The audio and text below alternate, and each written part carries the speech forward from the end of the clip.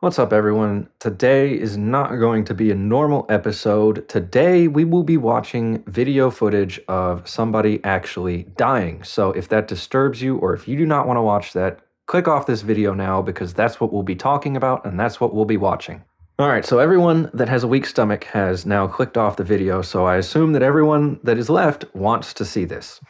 But first, I want to talk about it for a little bit because I'd like to put things into perspective for everybody because this video clip has been stuck on my mind the past 3 days. I can't stop thinking about it, and well, let's just say it persuaded my ammo purchases in a different direction. Let's just put it that way. Now, to put things into perspective, I typically watch people die on police body cam video like every single day. You know, sometimes I see like 3, 4, 5 people die a day on police body cam. I like watching police body cam. You know, it doesn't bother me as when, a piece of shit criminal gets shot by the cops and then bleeds out while they're handcuffing him.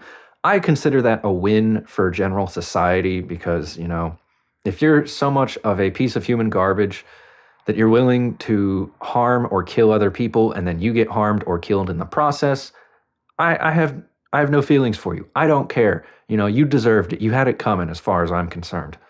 Yeah, sometimes I even watch police body cam footage. It's like, oh, it's just like the last thing I'm gonna watch while I fall asleep, to go to bed. Like that's how little it bothers me to watch people die on video. Like I'm completely desensitized to it. Doesn't bother me at all. But this one specific video actually bothers me. And I think the reason it bothers me is because it shows the brutal realities of what war is like, especially now in the modern day. It's no longer, soldier versus soldier anymore. That's not how wars are fought anymore. That's how wars were fought back in the day, but not anymore. Now they just strap a grenade to a drone and then just fly it over to you and have it blow up close enough to you. You die from the explosion. I got to admit, it's obviously a very effective method of killing people, but it really removes the humanity from the situation. Now, obviously, it's a bit of an oxymoron because, there isn't really that much humanity in war in the first place, but we've gotten to the point where we could program an AI, put it into a drone, and then tell it, all right, go and find a person with this flag on their uniform and blow up next to them. And the AI will go and do it. Like we've completely removed we could completely remove the human element from killing in war, which is kind of disturbing to me because it's like, well, in the past, at least to fight a war, you had to, drum up the base. You had to get all the young fighting age men in the country ready to go fight and die in a war if you wanted to go win a war. You don't have to do that anymore. Nowadays, you just have to teach people how to fly drones. And, we won't even have to do that for much longer because like I said earlier, eventually we'll figure out how to get AI to do that for us. And we'll just have swarms of drones controlled by AI that just swarm the battlefield. And that will be the future of war because, drones are cheaper than people. Not only that, they can be more effective in certain circumstances. But I think the real reason I really wanted to make a video on this topic to show everyone this video that I saw on Twitter is really because, they're trying to make the draft mandatory in this country. And not only that, they're making women eligible for the draft as well, which, in my opinion, women shouldn't be eligible for the draft. But if she's a feminist, then she should be eligible because if you think men and women are equal, then go out there and fight and die in the dirt like us men do. But, if you want to accept your role in this world as a woman, then I'm perfectly fine with that. Don't sit here and tell me men and women are equal, but, we can't get drafted because we're women, because that's blatant sexism. If you really do think men and women are equal. But that's a whole nother topic for a whole nother video. But the real reason I wanted to show everyone this video is because if you get drafted and you go over there and you fight, this is probably how you're going to die. There's no glory in dying like this. There's no honor. There's no respect. It's just death. Brutal, disgusting death. That's all it is. Because at least back in the day, it used to be man versus man, or a man in a machine versus a man in a machine.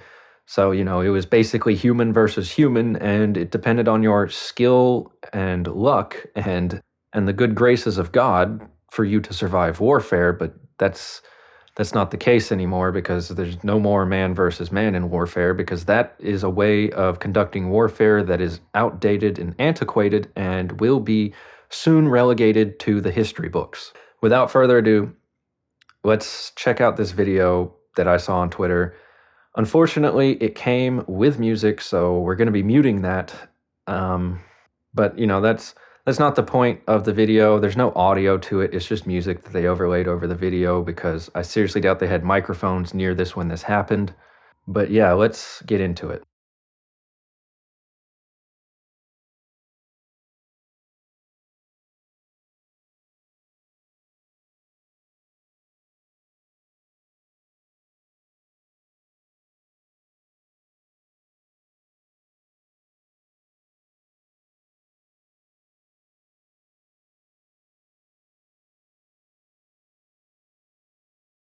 Yeah, I can confirm that that's a real video, because I paused it and went frame by frame, and after the explosion, you can actually see the internals of that man's body. So if that's special effects, that is better special effects than I've ever seen in any movie ever before.